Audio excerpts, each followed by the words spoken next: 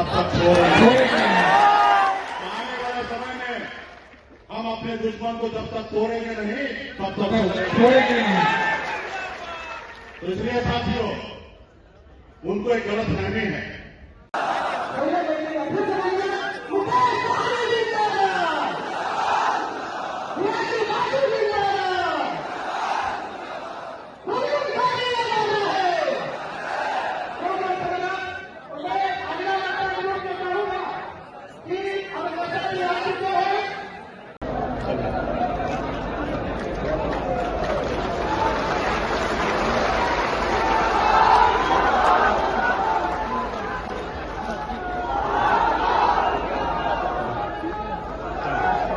हो जाएगा कि अब निषाद का बेटा का वोट बिकेगा नहीं।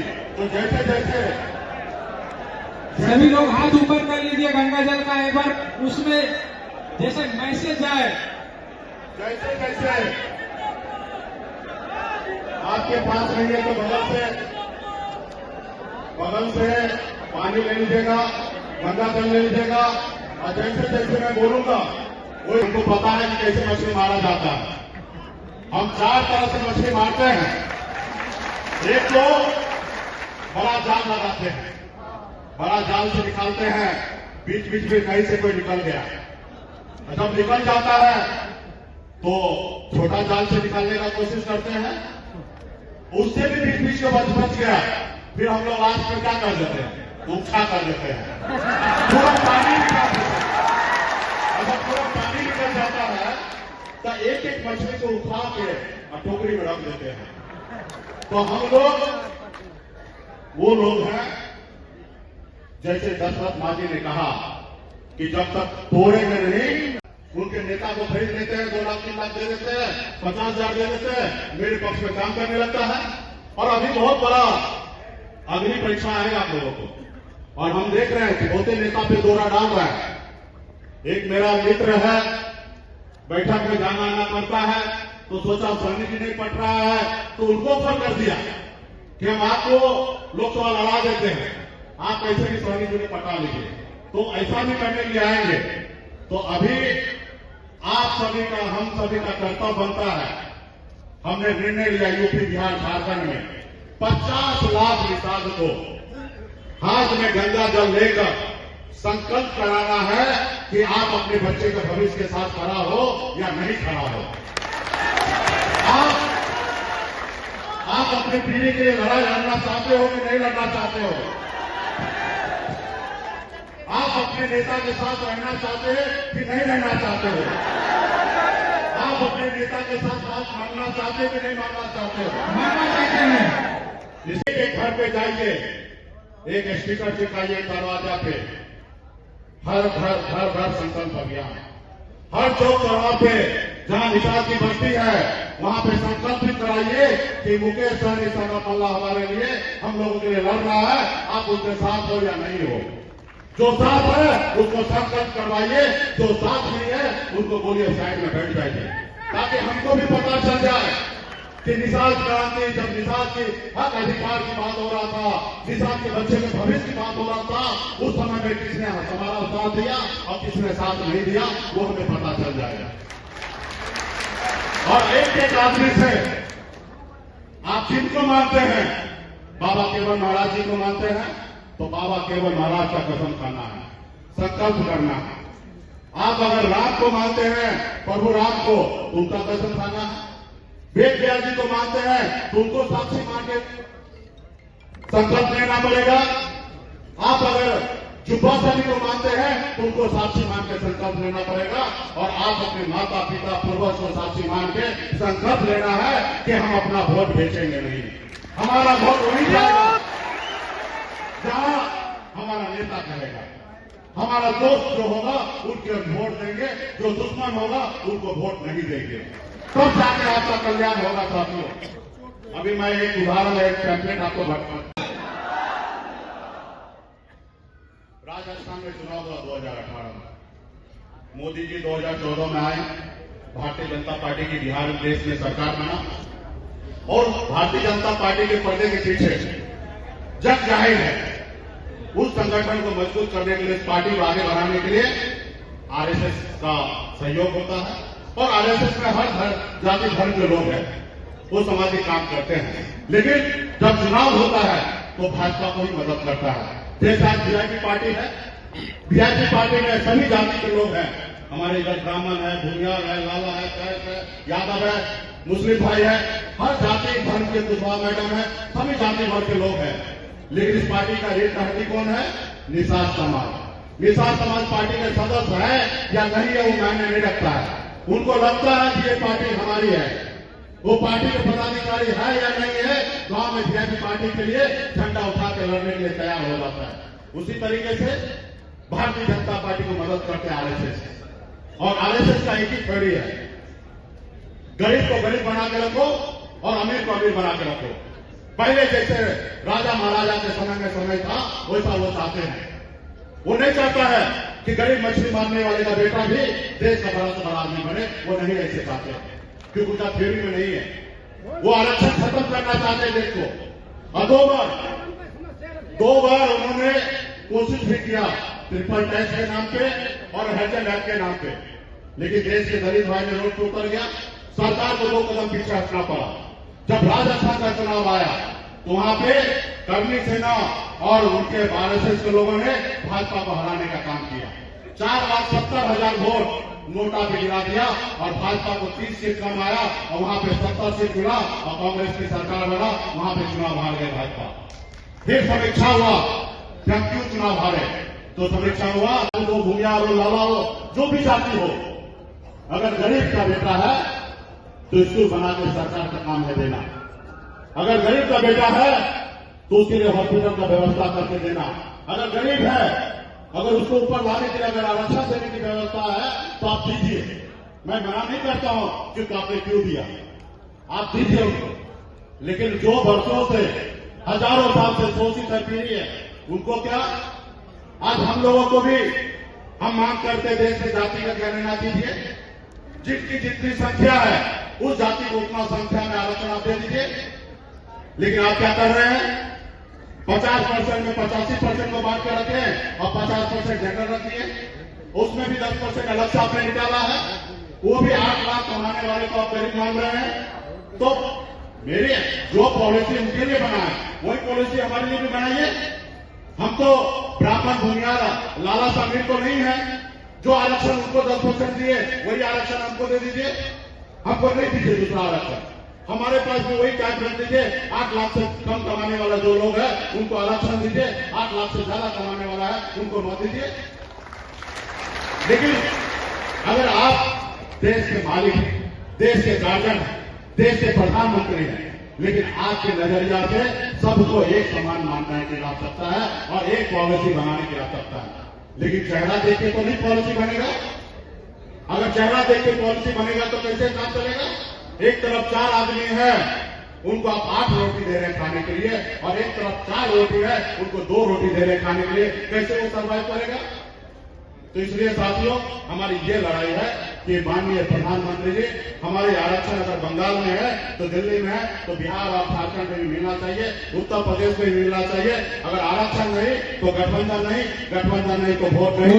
इसलिए हम आप सभी को संकल्प करवाएंगे और हम अपने मुसलमान भाई से कहेंगे, पार्टी के पदाधिकारी से, आप ईश्वर अल्लाह से दुआ कीजिए हमारी संकल्प यात्रा सफल हो, और जो भी यहाँ पे वीआईपी पार्टी के लोग आए हैं, निषाद समाज के लोग हैं, आपके पास हाथ में गंगा जल हो गया है, गंगा जल ले लीजिए, ढक्कन खोलिए।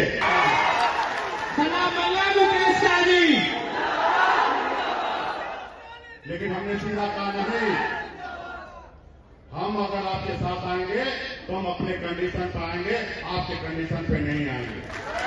हमारी हर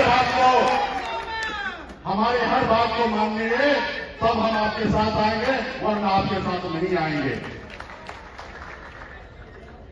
पूरा गांव फैला के बैठा है कि आप हमारे साथ आइए। अच्छा लोकसभा सीट भी दे रहा है, बहुत कुछ देने का बात कर रहा है, लेकिन हमें कुछ नहीं चाहिए, हमें सिर्फ आरक्षण चाहिए।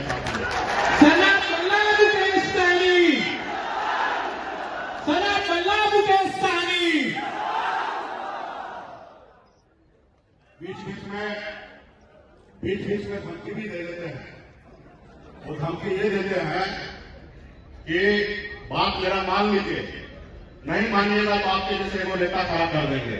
मना कर दो भाई, हम भी वही चाहते हैं कि हमारा समाज का बेटा बाकी बना रखो, हमारा समाज का बेटा तो प्रधानमंत्री बना दीजिए, मुख्यमंत्री बना दीजिए, हमें क्या फर्क पड़ता है। आपने हमारा एमएलसी नहीं दिया और किसी निशान को बेटा को दे दी तो हमको कोई तकलीफ हुआ? चलो ये तो करना चाहिए, मेरा भी लौटाना चाहिए उधार और उनको भी बनाना चाहिए। लेकिन ये क्या मतलब हुआ कि मेरा छीन कर अपने समाज के बेटा को दे दिया और रहा उनको नेता बनाओ ना। आप समाज का आरक्षण दे दो, हम आपकी बात मानेंगे। तो कभी कभी ऐसा धमकी देता कि आपकी जगह नेता खड़ा कर देंगे, विधान परिषद में एक नेता बना देंगे विरोधी दल का। उसके बाद कभी कभी कहते हैं कि आपका समाज तो वोट भेज देता है। ये भी बात सही है, कुछ हद तक वो जो बोल रहे हैं वो सही है, लेकिन बहुत हद तक साफ हो चुका है। पहले हमारे लोगों पे थप्पा लग चुका है कि निशान समाज का लोग वोट बेचता है, लेकिन अभी बदल चुका है, ये उनको नहीं पता है। उनको लगता है मेरे पास पैसा है, जब चुनाव का समय आएगा हर पंचायत में पैसा भेज देंगे और नेता को वोट को खरीद लेंगे, क्योंकि आज तक वो यही करते आया है। और जो करते आया है और जो बिकने वाला है, तुमको पता है बिकने वाला चीज है। आज 500 में बिक रहा था, अभी ज्यादा 1000 मिलेगा, 2000 मिलेगा।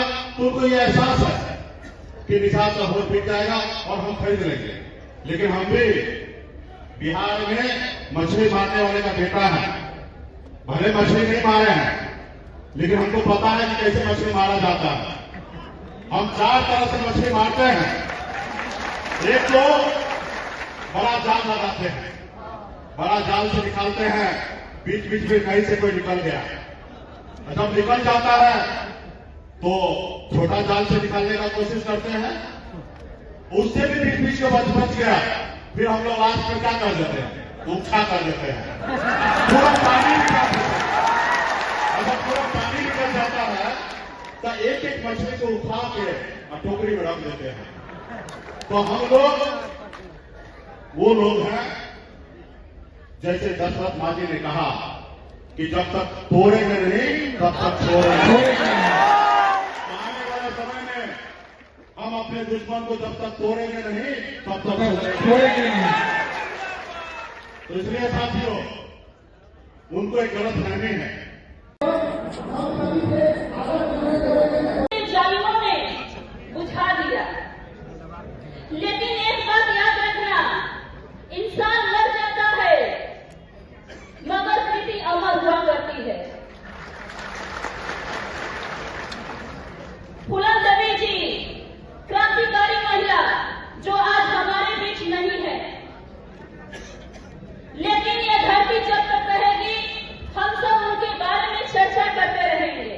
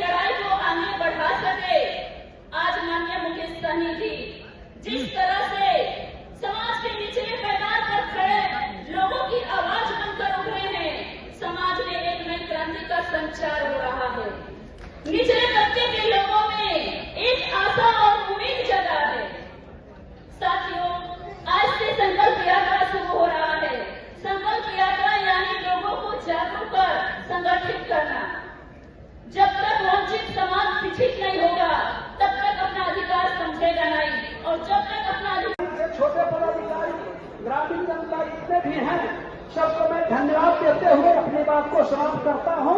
जय मुकेश शाही। बहुत बहुत धन्यवाद भाई वीरेंद्र जी। अब मैं चाहूंगा झारखंड के प्रदेश अध्यक्ष प्रोफेसर राजकुमार चौधरी जी आए और अपने बातों को रखें। भाई प्रोफेसर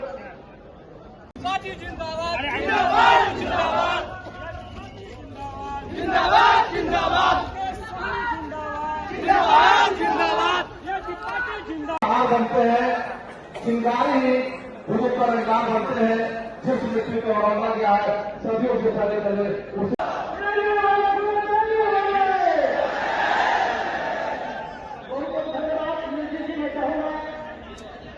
पार्टी के राष्ट्रीय अध्यक्ष दर्शन विज्ञान स्वरूप जी को कोई हफ्ता हो गया उनको जाना है, इसलिए मैं चाहूंगा कि कोई मेरे अपने बातों को समाप्त करे। विज्ञान स्वरूप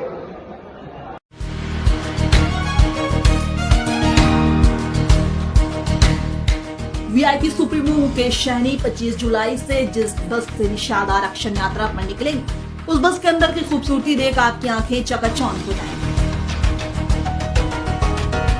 मुकेश सहनी ने अपनी इस यात्रा के लिए मर्सिडीज बस को मॉडिफाई करवाया है। ये बस बाहर से जितना खूबसूरत है, उससे कई ज्यादा अंदर से खूबसूरत है। वीआईपी पार्टी की ओर से बस का एक वीडियो जारी किया गया है, जिसमें लाल रंग की एक बस मुंबई से पटना के लिए रवाना हो चुकी है। जानकारी के मुताबिक ये बस इलाहाबाद से आगे निकल चुकी है। सोमवार शाम तक ये बस पटना पहुंच जाएगी। बता दें, इस बस की सुंदरता 18 कैरेट सोने से बढ़ाई गई है। इस बस के अंदर का नजारा वाकई खूबसूरत है। बस के अंदर का नजारा ऐसा है मानो कि पुराने जमाने के राजा महाराजा का रथ हो। अंदर में एकदम शाही अंदाज में बस की सजावट की गई है। अंदर में लग्जरी बेड है, साथ साथ महंगे महंगे बैठने के लिए भी गद्दे लगवाए गए हैं। इसके अलावा मुकेश सहनी की बैठने के लिए शाही अंदाज में कुर्सी लगवाई गई है। बस के अंदर टीवी और वॉशरूम तक की सुविधाएं उपलब्ध है। वीआईपी के एक नेता की माने तो 18 कैरेट के सोने से पूरे बस के अंदर सजावट की गई है। वीआईपी सूत्रों के मुताबिक सजावट करने के बाद इस बस की कीमत करीब 4 करोड़ रुपए हो चुकी है। पटना से अनिकेत कुमार की रिपोर्ट, बिहार।